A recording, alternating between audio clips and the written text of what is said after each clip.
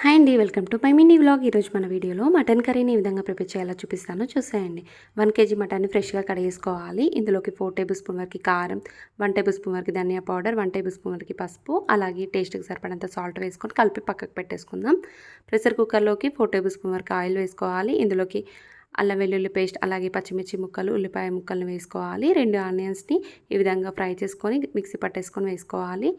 1/2 table spoon వరకు పసుపు వేసుకోవాలి. ఇందులోని కలిపి పెట్టుకున్న మటన్ని వేసేసుకొని కడిగి కట్ చేసి పెట్టుకున్న కొత్తిమీర, పుదీనా ఆకుల్ని వేసేసుకొని 1 మినిట్ పాటు ఉడికించుకోవాలి. ఇలా 1 మినిట్ తర్వాత టేస్ట్కి సరిపడంత సాల్ట్, కోకోనట్ పౌడర్ని వేసుకొని ఉడికించుకోవాలి. ఇందులోనే 1 గ్లాస్ వరకు వాటర్ని వేసుకొని టేస్ట్ చూసుకొని, టేస్ట్ సరిపోకపోతే ఉప్పు కారం యాడ్ చేసుకొని మూత పెట్టేసుకొని 7 విజిల్స్ వచ్చేంత వరకు ఉడికించుకోవాలి.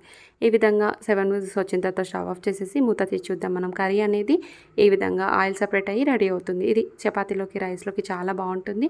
మా వీడియో నచ్చితే